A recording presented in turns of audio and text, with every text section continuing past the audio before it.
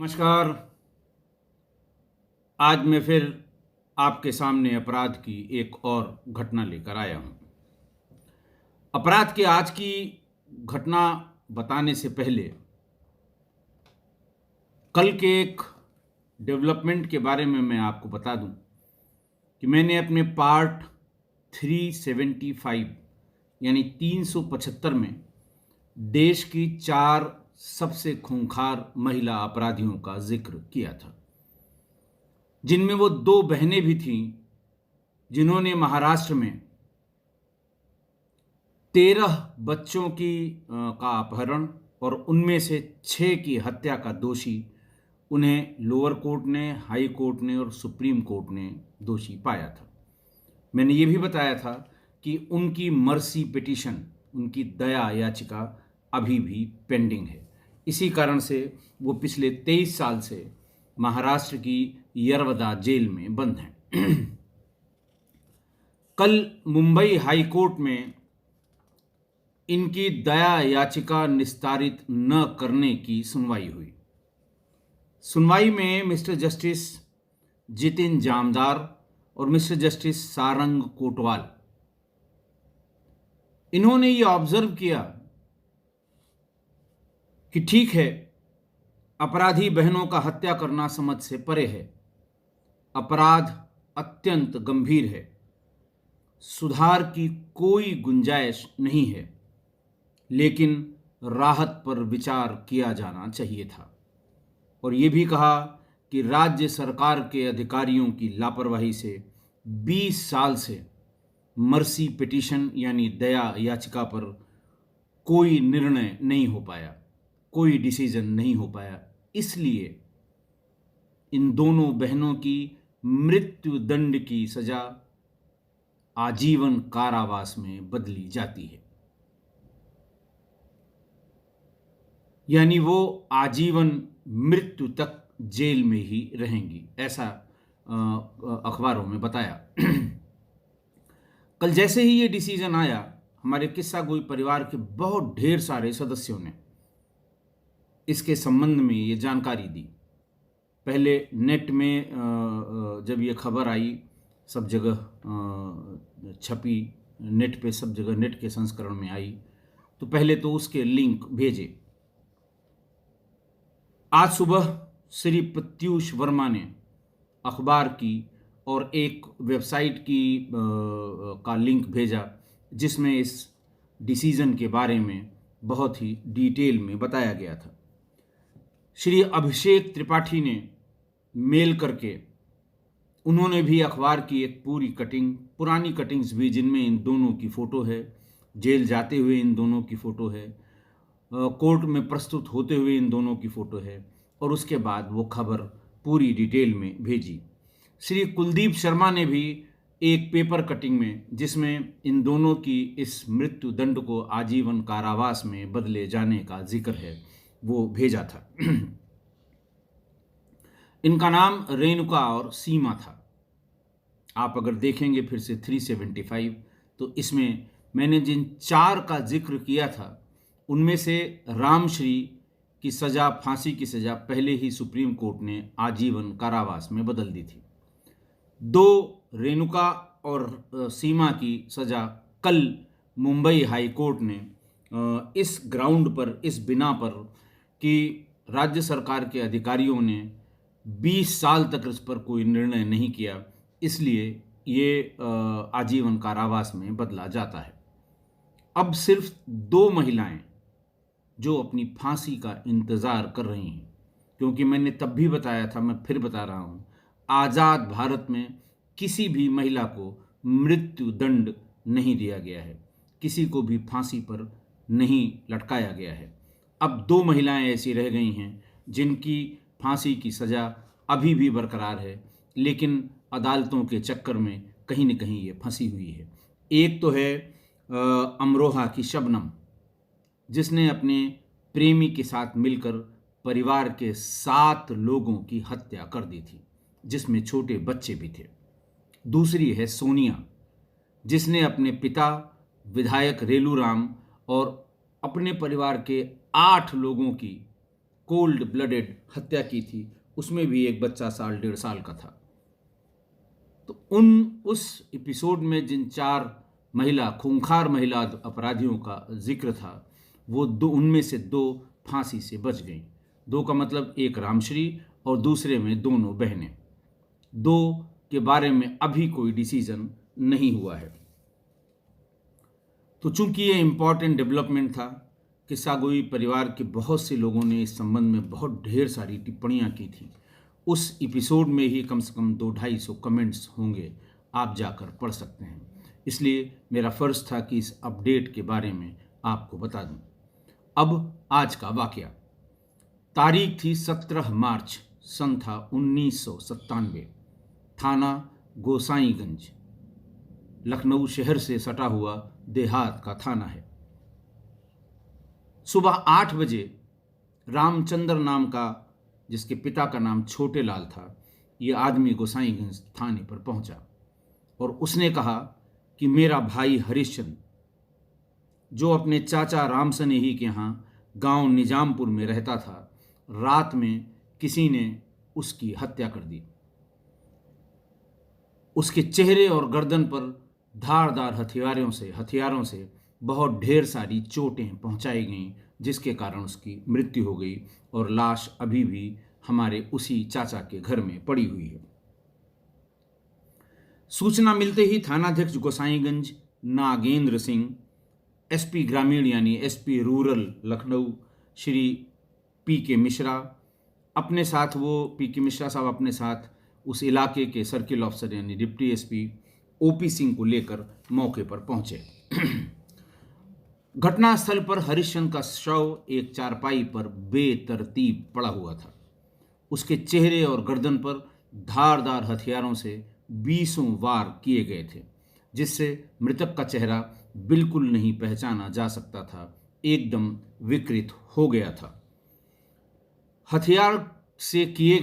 धारदार हथियार से किए गए इस वार को देखकर ये स्पष्ट हो रहा था, पुलिस ये समझने में कामयाब थी कि ये किसी गंभीर प्रतिशोध में हत्या की गई है।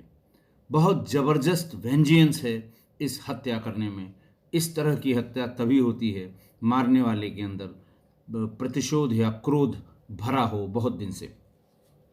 खैर, पुलिस ने पंचायतनामा किया, पोस्टमार्टम के लिए बॉडी भेज दी। पोस्टमार्टम रिपोर्ट आ गई। Cause of death due to antemortem injuries अंकित था। लाश का अंतिम संस्कार पिता ने कर दिया, पिता और भाइयों ने मिलकर। उसके बाद पुलिस ने पूछताछ शुरू की।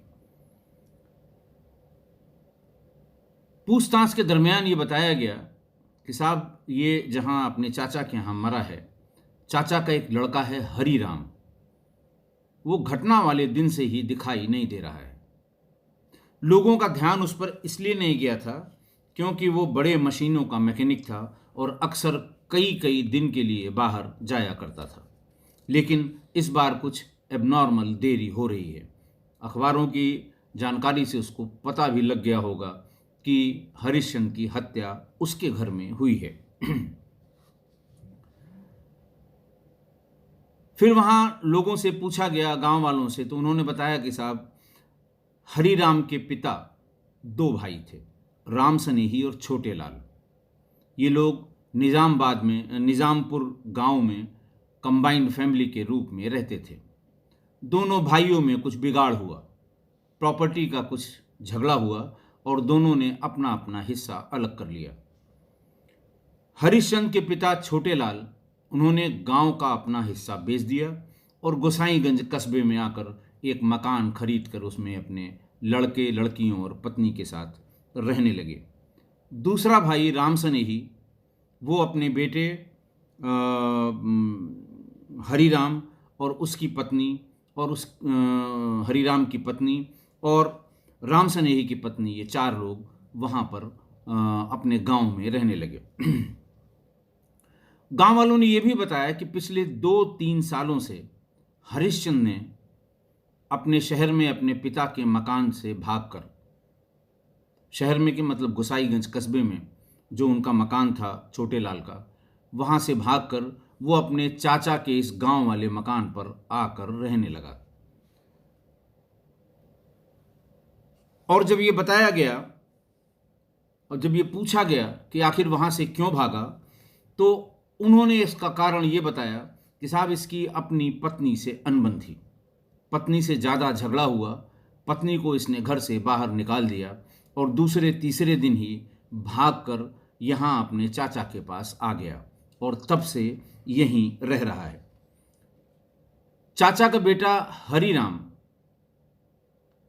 जो मौके से भाग गया था, जो मिल नहीं रहा था, जिसके बारे में कहा जा रहा था घटना के बाद से वो यहाँ आया नहीं है। हरिराम उससे उम्र में बहुत छोटा था। उसकी पत्नी सबका खाना बनाती थी, हरिश्चंद्र का भी बनाती थी, हरिराम का भी और अपने सास ससुर का भी। चूंकि हरिश्चंद्र रिश्ते में हरिराम की पत्नी का जेठ लगता था, इसलिए हरिराम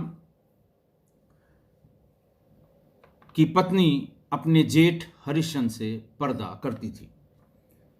इतनी बात पता लगने पर पुलिस को ये तो अंदाजा लग गया कि मामला कुछ घर का ही है।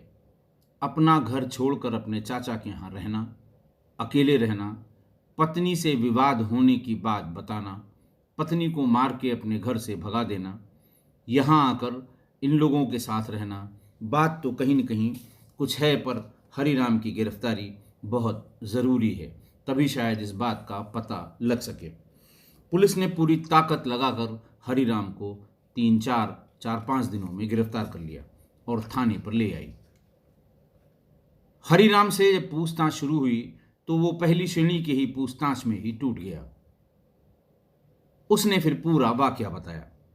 हरिराम ने यह बताया कि हरिश्चंद्र मुझसे उम्र में बहुत बड़ा था और हम लोग गांव में चूंकि संयुक्त परिवार यानी कंबाइंड फैमिली में रहते थे, तो उस नाते हम लोग हरिश्चंद्र की बहुत इज्जत करते थे, बहुत सम्मान करते थे।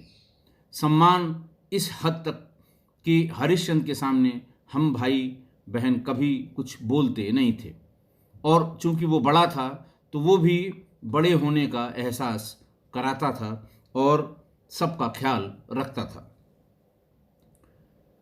हरिराम ने आगे बताया कि जब 2 साल पहले मेरी शादी हुई तो अक्सर हरिश्चंद्र गांव वाले घर पर आता था और कहता था कि बहू के हाथ का खाना खिला दो।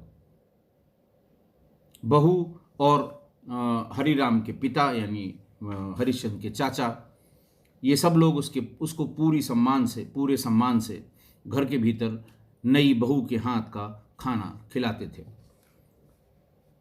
बहू उससे पर्दा करती थी क्योंकि वो जेठ था, और हरिश्चंद्र भी इसका ख्याल रखता था कि ये हम उस खाना खाने जब जा रहे हैं तो वो मेरी भावज हुई, मेरी भयाहू हुई। हरिराम ने बताया कि एक दिन वो अपना कपड़ा और सामान सब लेकर गांव पर आ गया। चाचा से कहा, यानी हरिराम के पिता से, कि अब मैं यहीं रहूंगा। कारण पूछने पर उसने बताया कि पत्नी को मैंने मार के भगा दिया है, रोज रोज की झिकझिक से मैं आजिज आ गया था। वहां रहूंगा, वो फिर आएगी, फिर झिकझिक होगी, इसलिए वो घर ही मैंने छोड़ दिया। अब मैं यहीं रहूंगा, यहीं से अपना काम धाम करूंगा। हरिराम ने बताया कि साहब मैं बड़ी मशीनों का कारीगर हूँ, बड़ी मशीनों का मैकेनिक हूँ, तो अक्सर फैक्ट्रीज की मशीनों की जो खराबी होती है वहाँ से लोग आते हैं, मुझे बुला कर ले जाते हैं, और 3-3, 4-4 दिन कभी कभी मुझे घर के बाहर रहना होता है। उसने बताया कि इसी बीच एक दिन जब घर में कोई नहीं था तो हरिश्चंद्र मेरी पत्नी के कमरे में घुस गया और जबरदस्ती उसके साथ दुराचार किया। उसे इतना डरा दिया, हरिराम ने बताया कि मेरी पत्नी को इतना डरा दिया हरिश्चंद्र ने कि उसने मुझसे कभी इस बात का जिक्र नहीं किया कि उसके साथ उनके जेठ हरिश्चंद्र ने क्या किया है। इसी बीच वो कहने लगा साहब कि हरिश्चंद्र ने इसी बीच गोसाईगंज के आसपास जमीनों की खरीद फरोख्त का काम किसी के साथ शुरू किया। उस समय शहर का डेवलपमेंट 97-98 में शुरू हुआ था और ज़मीन की खरीद फरोख्त का काम बहुत तेज़ी से गोसाईगंज इलाके में चल रहा था। और उसी की देन है कि आज उस इलाके में बहुत बड़े बड़े मैरिज हॉल, मैरिज लॉन्स, बड़ी बड़ी बिल्डिंग्स, ये सब अब खड़ी हो गई हैं, तैयार हो गई हैं। ये उसी समय इनकी सब खरीद फरोख्त का काम शुरू हुआ था और हरिश्चंद्र ने किसी की पार्टनरशिप में या किसी के साथ ये काम शुरू कर दिया था और अचानक उसके पास काफ़ी पैसा आने लगा था। हरीराम से पूछा गया, तुम्हें कैसे पता? उसने कहा, साहब सवेरे सवेरे बहुत से लोग ज़मीन की खरीद फरोख्त के लिए आते थे और कुछ लोग एडवांस भी दे जाते थे और कुछ लोग कहते थे कि हम रजिस्ट्री के बाद पैसा देंगे। इसलिए मुझे अंदाज़ा था कि इसके पास काफ़ी पैसा आने लगा है। लेकिन मुझे इस बात की कभी जानकारी नहीं हो पाई कि जो पैसा उसे मिलता है वो मेरी पत्नी के पास रखता है। न मेरी पत्नी ने कभी जिक्र किया, न मैंने अपनी आंखों से कभी देखा कि वो मेरी पत्नी के पास पैसा रखने के लिए देता है। एक दिन मैंने अपनी पत्नी के गले में सोने की चेन देखी। मैं भी देखकर थोड़ा सा हैरान हुआ। मैंने पूछा, ये चेन कहाँ से आ गई? मेरी पत्नी ने कहा कि मेरे भाई यानी हरीराम ने कहा कि मेरे साले ने मुझे दी है। मुझे उसी समय शंका हो गई क्योंकि मैं जानता था कि मेरा साला मजदूरी का काम करता है। वो इतनी महंगी सोने की चेन खरीद कर अपनी बहन को कभी नहीं दे सकता। उसी दिन से मैंने अपनी पत्नी पर नज़र रखनी शुरू कर दी, पर मुझे कभी अपने बड़े भाई हरिश्चंद्र पर, चचेरे बड़े भाई हरिश्चंद्र पर शक नहीं हुआ क्योंकि मेरी पत्नी जेठ होने के नाते उसके सामने हमेशा घूंघट में, जिसे पर्दा कहते हैं, घूंघट में ही आती थी। और हरिश्चंद्र भी मेरी पत्नी के साथ वैसा ही व्यवहार करता था जैसे छोटे भाई की पत्नी, यानी जो रिश्ते में भावज या और लोकल लैंग्वेज में भयाहू कहते हैं, वो उसी लिहाज से उसका भी ख्याल रखता था, उसी तरह उसको ट्रीट करता था। मैं महीनों इसी उलझन में पड़ा रहा क्योंकि मैंने ये भी नोटिस करना शुरू किया कि मेरी पत्नी अच्छी साड़ियाँ और अच्छे कपड़े भी पहनने लगी है। मेरी कतई समझ में नहीं आ रहा था ये पैसा इसको कहाँ से मिलता है, क्योंकि बाहर से कोई आता नहीं और मेरी पत्नी कभी बाहर जाती नहीं। इसी उलझन में एक दिन मैंने अपनी पत्नी से कहा कि उन्नाव की एक लेदर फैक्ट्री में मशीन की खराबी ठीक करने के लिए मुझे बुलाया गया है। मैं आज चला जाऊंगा। मशीन बड़ी है, 2-3 दिन उसके ठीक होने में लग सकता है। तो तब तक के लिए कुछ पैसे उसने 100-200 रुपये दिए कि छोटे मोटे ज़रूरत का सामान खरीदने के लिए मैं पैसा देता हूँ, 2-3 दिन में मैं वापस आ जाऊँगा।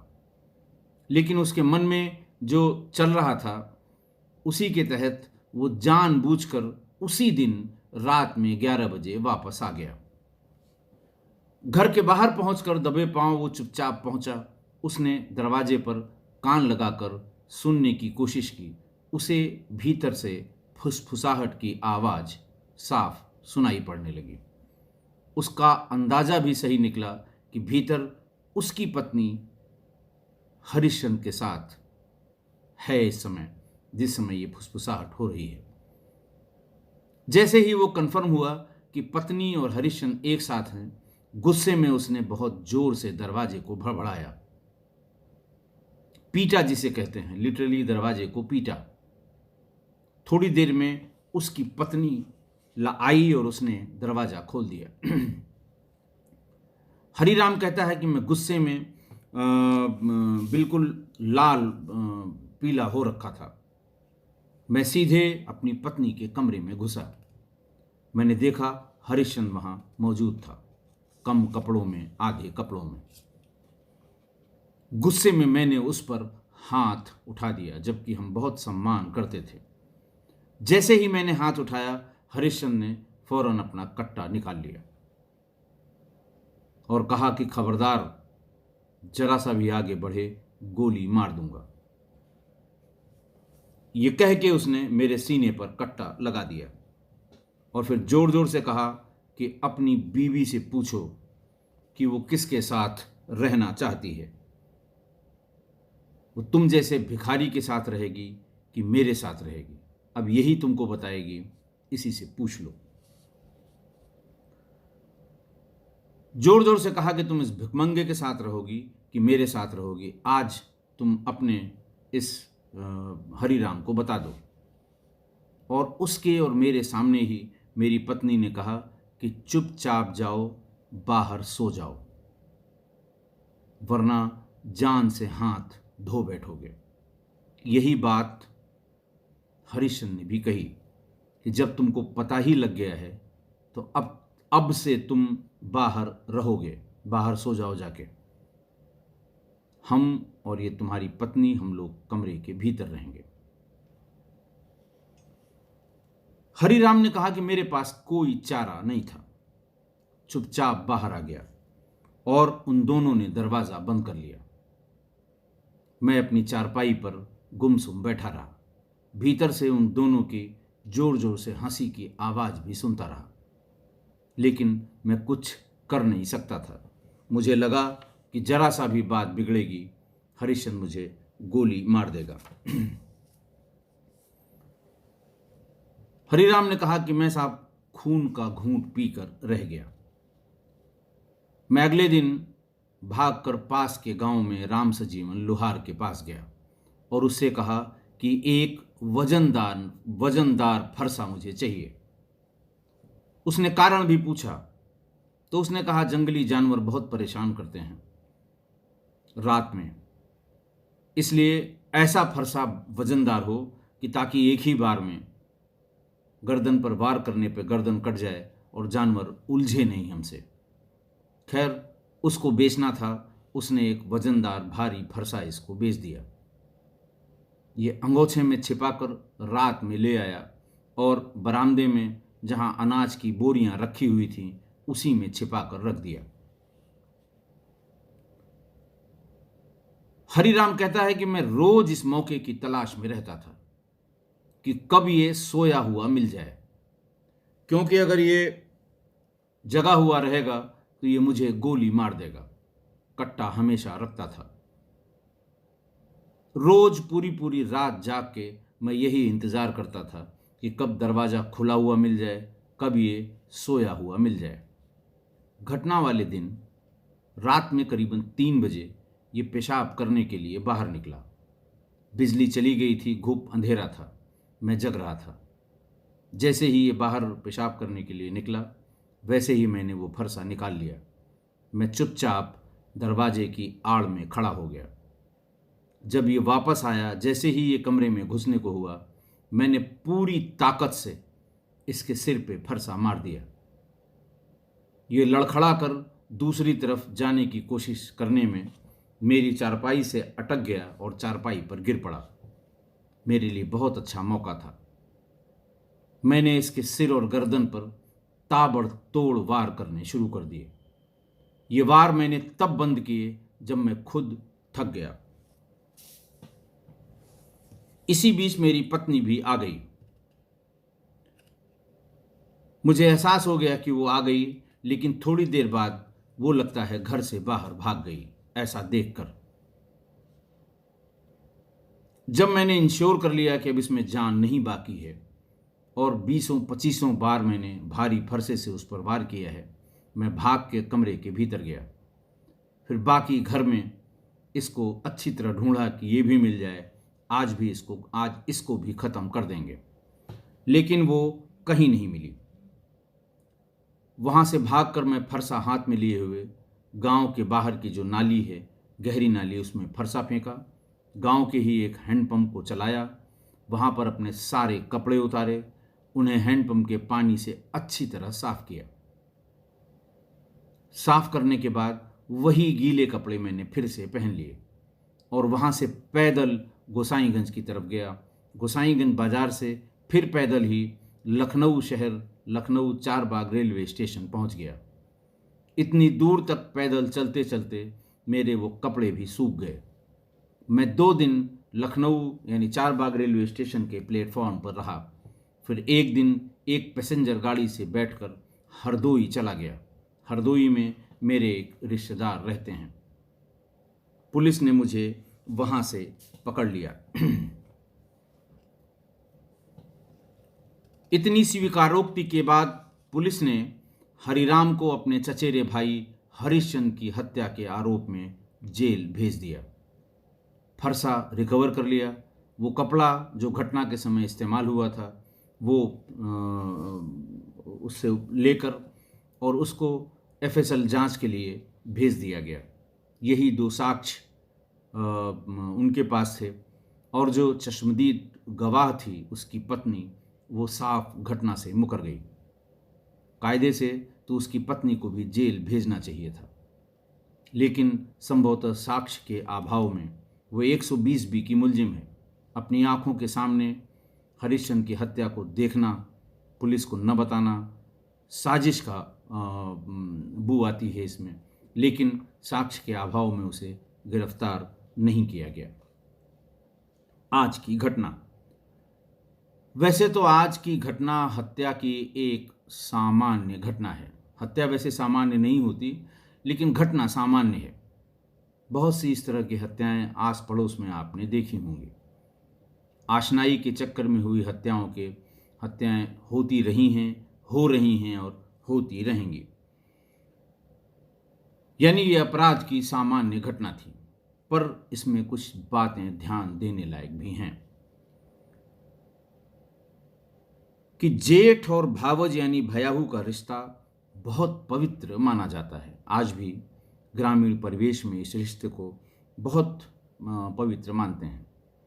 कहीं भूल से भी अगर जेठ भावज को छू जाए, टच कर जाए, आते जाते बिना देखे अनजाने में अगर छू जाए, तो जेठ इसका हर्जाना भरता है। जो कुछ भी उसके पास रुपए, 2 रुपए, 5 रुपए, 100 रुपए, जिसकी जितनी औकात है वो निकाल कर उसे देगा कि ये गलती मुझसे हुई है। घर में जेठ लोग जब भी भीतर घुसते हैं तो जोर से खांस के घुसते हैं, ताकि छोटे भाइयों की पत्नियों के पास समय मिल जाए कि वो अपना पर्दा, अपना घूंघट निकाल सकें। गांव के पक्के मकानों के जो परिवार हैं, वहां पर जेठ जब घर के भीतर घुसता है तो लकड़ी वाली चप्पल, जिसको खटपटी कहते हैं, ड्योढ़ी डांकते समय, भीतर जाते समय वो खटपटी पहन लेता है। खटपटी बाहर उतारी रहती हैं, जितने भी जेठ के रिश्ते वाले लोग होंगे उनके पहनने के लिए।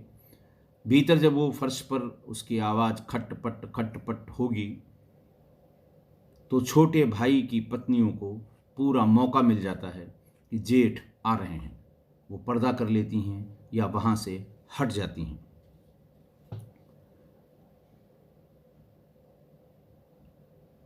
इसीलिए हरिराम ने कभी सपने में नहीं सोचा था कि उसके बड़े भाई यानी पत्नी के जेठ का संबंध उसकी पत्नी से हो सकता है। उसे कभी सपने में भान नहीं था, कभी उसने शक नहीं किया, क्योंकि ये मान के चलते हैं कि ये रिश्ता ऐसा है कि ऐसा कोई कर ही नहीं सकता। और जब उसको पता लगा कि उसकी पत्नी से उसके जेठ ने संबंध बनाए हैं, इसीलिए उसने हरिश्चंद्र की इतनी विभत्स हत्या की, इतनी दर्दनाक हत्या की कि उसने भावत से संबंध बनाए। हरिश्चंद्र ने जेठ और भावज यानी भयाहू के रिश्ते को तार तार किया, और भावज भी उसके इस गुनाह में बराबर की हिस्सेदार रही। पैसों की लालच में या जो भी और लालच रही हो, लेकिन लालच जरूर थी। वो भी गुनाह में उतने की ही हिस्सेदार रही है। उत्तर भारत के तमाम ग्रामीण परिवेश में आज भी जेठ और भयाहू यानी भावज के रिश्ते को बहुत पवित्र माना जाता है। जो लोग भी इस परिवेश से हैं वो अच्छी तरह जानते होंगे। अगर जेठ भीतर आता है तो जैसे मैंने बताया, या तो वो खटपटी पहनेगा या खांसेगा, खखार के जाएगा भीतर। हो सकता है आपके यहाँ कोई और चलन हो जो ग्रामीण परिवेश के तमाम हमारे किस्सा गोई परिवार के सदस्य हैं, हमें कमेंट करके बताइएगा। तो इस रिश्ते को तार तार करने वाले को इतना विभत्स दंड हरि राम ने दिया था। आशा है आप मेरी इस बात से सहमत होंगे। अगर सहमत नहीं हैं तो कृपा करके मुझे मेल करके या कमेंट करके ज़रूर बताइएगा। आज फिर मैं अपनी मेल आईडी रिपीट करता हूँ, rajeshpande61 RAJESHPANDEY61 @gmail.com। आज के लिए इतना ही। बहुत बहुत धन्यवाद।